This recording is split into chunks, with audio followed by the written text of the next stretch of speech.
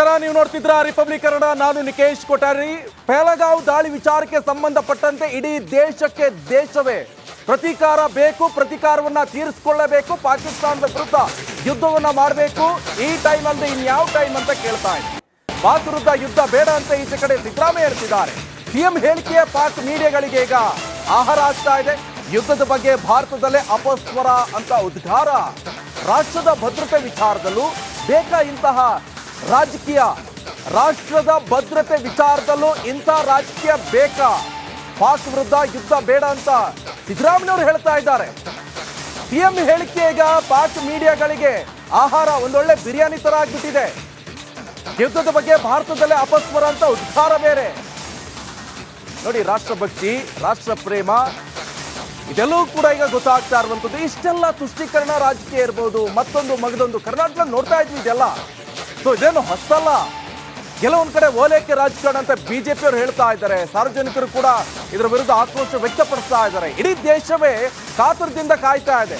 ಯಾವಾಗ ಪೂರ್ಣ ಪ್ರಮಾಣದ ಯುದ್ಧವನ್ನ ಘೋಷಣೆ ಮಾಡುತ್ತೆ ಭಾರತ, ಪಾಕಿಸ್ತಾನವನ್ನ ಉಡೀಸ್ ಮಾಡುತ್ತೆ ಅಂತ. ಆದ್ರೆ ಇಲ್ಲಿ ಉಡೀಸ್ ಮಾಡೋ ಶೈಲಿ ಕರ್ನಾಟಕದ ಸಿಎಂ ಇಂಥ ಮಾತನ್ನ ಹೇಳ್ತಾ ಇದ್ರೆ, ಎಲ್ಲ ಕೂತ್ಕೊಂಡಿರುವಂತ ಪಾಕಿಸ್ತಾನದ ಮೀಡಿಯಾಗಳು ಇದನ್ನೇ ಆಹಾರವಾಗಿ ಉಪಯೋಗ ಮಾಡ್ಕೊಳ್ತಾ ಇದ್ದಾವೆ ಅಂತ ಹೇಳಿದ್ರೆ ನೀವೇ ಲೆಕ್ಕ ಹಾಕಿ ಏನಾಗ್ತಾ ಇದೆ ಅಂತ. ದೇಶದ ಪರಿಸ್ಥಿತಿ, ದೇಶ ಪ್ರೇಮಿಗಳು ಯಾರು, ದೇಶ ದ್ರೋಹಿಗಳು ಯಾರು ಅಂತ ಜನ ಡಿಸೈಡ್ ಮಾಡ್ತಾರೆ. ನೋಡಿ, ಹಾಗಾದ್ರೆ ಪಾಕ್ ವಿರುದ್ಧ ಯುದ್ಧ ಬೇಡ, ಇನ್ಯಾವಾಗ? ಹಾಗಾದ್ರೆ ಇನ್ನೇನು? ಅದನ್ನು ಕೂಡ ಶಾಂತಿ ಮಾತುಕತೆ ನಡೆಸಬೇಕಾ?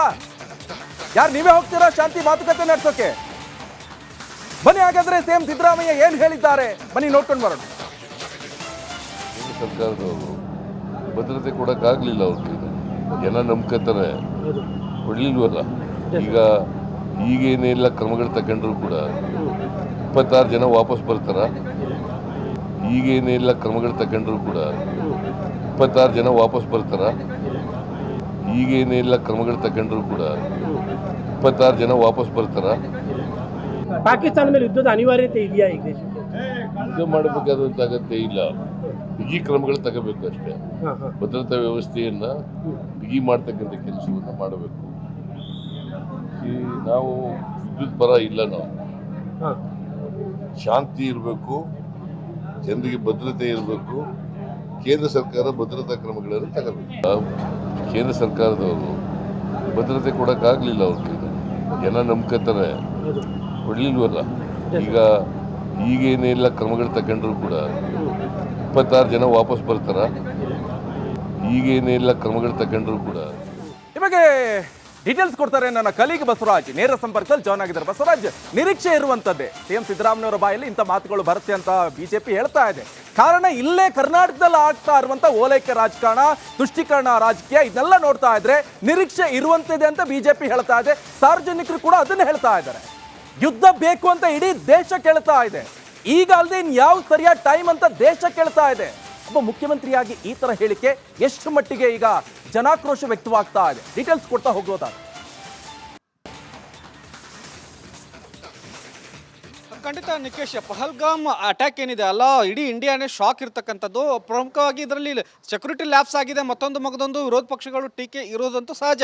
ಆದರೆ ದೇಶದ ಪರವಾಗಿ ಎಲ್ಲ ನಾಗರಿಕರು ಒಗ್ಗಟ್ಟಾಗಿ ನಿಂತಾಗ ಇಡೀ ಕಾಂಗ್ರೆಸ್ ಪಕ್ಷ ಕೂಡ ಒಗ್ಗಟ್ಟಾಗಿ ನಿಲ್ಲುತ್ತೆ ಅನ್ನುವಂಥ ಮಾತನ್ನ AICC ಅಧ್ಯಕ್ಷರಂತ ಮಲ್ಲಿಕಾರ್ಜುನ್ ಖರ್ಗೆ ಅವರೇ ಪದೇ ಒತ್ತಿ ಹೇಳ್ತಾ ಇದ್ದಾರೆ. ಈಗ ನಾವು ತಪ್ಪು ಹುಡುಕುವಂಥ ಸಂದರ್ಭ ಅಲ್ಲ, ನಾವು ದೇಶದ ಪರವಾಗಿ ನಿಲ್ಲಬೇಕಾದಂಥ ಸಂದರ್ಭ ಅನ್ನುವಂಥ ಮಾತನ್ನು ಹೇಳ್ತಾ ಇದ್ದಾರೆ. ಹಾಗಾದ್ರೆ AICC ಅಧ್ಯಕ್ಷರು ಹೇಳ್ತಕ್ಕಂಥ ಮಾತು ರಾಜ್ಯದ ಮುಖ್ಯಮಂತ್ರಿಗಳಾದಂಥ ಸಿಎಂ ಸಿದ್ದರಾಮಯ್ಯ ಅವರಿಗೆ ಅನ್ವಯಿಸಿಲ್ವಾ ಅನ್ನುವಂಥ ಪ್ರಶ್ನೆ ಎದ್ದೇಳುತ್ತೆ. ಯಾಕಂದ್ರೆ ಇಲ್ಲಿ ಯುದ್ಧ ಬೇಡ ಅನ್ನುವಂಥದ್ದು ನಿರ್ಧಾರ ಮಾಡಬೇಕಾಗಿದ್ದು ಅಲ್ಲಿ ನಡೀತಕ್ಕಂತಹ ಒಂದಷ್ಟು ಪ್ರಕ್ರಿಯೆಗಳ ಮೇಲೆ ಕೇಂದ್ರ ಸರ್ಕಾರ ನಿರ್ಧಾರ ಮಾಡುತ್ತೆ. ಆದರೆ ಸದ್ಯ ಯುದ್ಧ ಮಾಡುವಂಥ ಅನಿವಾರ್ಯತೆ ಇಲ್ಲ ಅನ್ನುವಂಥ ಸಿಎಂ ಹೇಳಿಕೆ ಬಹಳ ಉದ್ದಟತನದ ಹೇಳಿಕೆ. ಮತ್ತು ಅವರು 2 ಬಾರಿ ಮುಖ್ಯಮಂತ್ರಿ ಆಗಿರ್ತಕ್ಕಂಥದ್ರು ಬಹಳ ಜವಾಬ್ದಾರಿಯುತವಾಗಿ ಹೇಳಿಕೆಯನ್ನು ಕೊಡಬೇಕಾಗಿತ್ತು. ಯಾಕಂದ್ರೆ ಇದು ದೇಶದ 140 ಕೋಟಿ ಜನರ ಭಾವನೆಗೆ ಧಕ್ಕೆ ತರ್ತಕ್ಕಂಥ ಹೇಳಿಕೆ.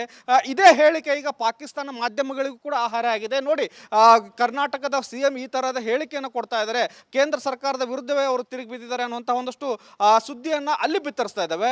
ಈ ಮೂಲಕ ಭಾರತ ಸರ್ಕಾರ ತಪ್ಪು ಹೆಜ್ಜೆಗಳನ್ನು ಇಡ್ತಾ ಇದೆ ಅನ್ನುವಂಥ ಒಂದಷ್ಟು ಅಲ್ಲಿ ಪ್ರವೋಕ್ ಆಗ್ತಾ ಇದೆ. ಹೀಗಾಗಿ CM ಸಿದ್ದರಾಮಯ್ಯ ಅವರು ಒಂದು ಜವಾಬ್ದಾರಿಯುತವಾದಂಥ ಸ್ಥಾನದಲ್ಲಿ ಇದ್ದುಕೊಂಡು ಕೊಡಬೇಕಾದಂಥ ಹೇಳಿಕೆ ಬಹಳ ಅತ್ಯಮೂಲ್ಯವಾದಂಥದ್ದು. ಮತ್ತು ಕಾಂಗ್ರೆಸ್ ಪಕ್ಷ ಏನು ನಿಲುವು ಕೇಂದ್ರದಲ್ಲಿ ತೆಗೆದುಕೊಂಡಿದೆ ಅದನ್ನು ಫಾಲೋ ಮಾಡಿದರೆ ಸಾಕಿತ್ತು. ಈ ಥರದ ಉದ್ದಟತನದ ಹೇಳಿಕೆ ಓಲೈಕೆ ರಾಜಕಾರಣ ಅಂದರೆ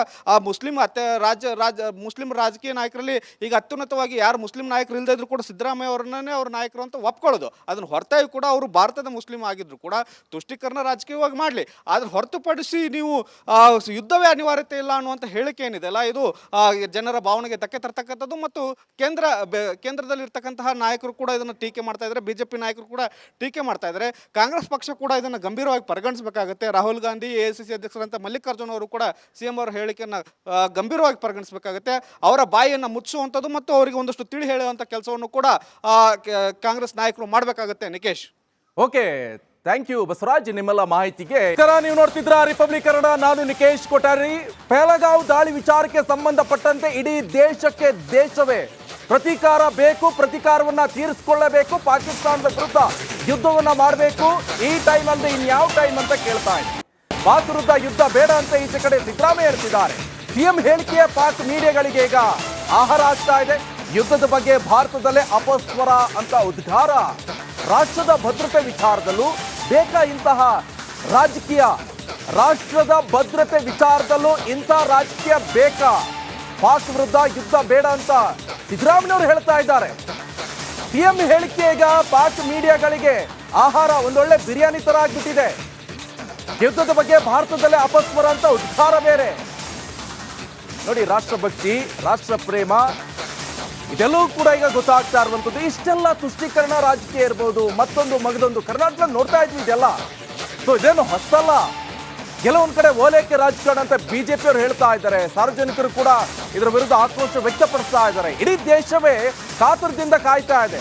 ಯಾವಾಗ ಪೂರ್ಣ ಪ್ರಮಾಣದ ಯುದ್ಧವನ್ನ ಘೋಷಣೆ ಮಾಡುತ್ತೆ ಭಾರತ, ಪಾಕಿಸ್ತಾನವನ್ನ ಉಡೀಸ್ ಮಾಡುತ್ತೆ ಅಂತ. ಆದ್ರೆ ಇಲ್ಲಿ ಉಡೀಸ್ ಮಾಡೋ ಸಾಲಿ ಕರ್ನಾಟಕದ CM ಇಂಥ ಮಾತನ್ನ ಹೇಳ್ತಾ ಇದ್ರೆ ಎಲ್ಲ ಕೂತ್ಕೊಂಡಿರುವಂತ ಪಾಕಿಸ್ತಾನದ ಮೀಡಿಯಾಗಳು ಇದನ್ನೇ ಆಹಾರವಾಗಿ ಉಪಯೋಗ ಮಾಡ್ಕೊಳ್ತಾ ಇದ್ದಾವೆ ಅಂತ ಹೇಳಿದ್ರೆ ನೀವೇ ಲೆಕ್ಕ ಹಾಕಿ ಏನಾಗ್ತಾ ಇದೆ ಅಂತ.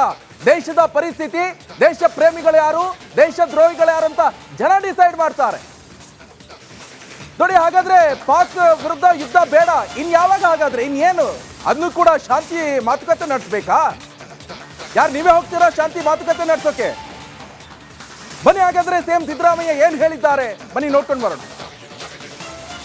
ಸರ್ಕಾರದವರು ಭದ್ರತೆ ಕೊಡಕ್ಕಾಗ್ಲಿಲ್ಲ, ಅವ್ರಿಗೆ ಜನ ನಂಬ್ಕೊತಾರೆ, ಕೊಡ್ಲಿಲ್ವಲ್ಲ.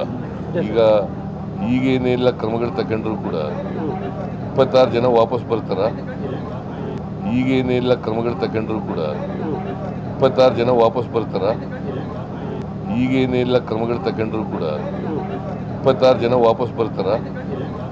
ಪಾಕಿಸ್ತಾನ ಮೇಲೆ ಯುದ್ಧದ ಅನಿವಾರ್ಯತೆ ಇದೆಯಾ? ಈಗ ದೇಶಕ್ಕೆ ಯುದ್ಧ ಮಾಡಬೇಕಾದಂತ ಅಗತ್ಯ ಇಲ್ಲ.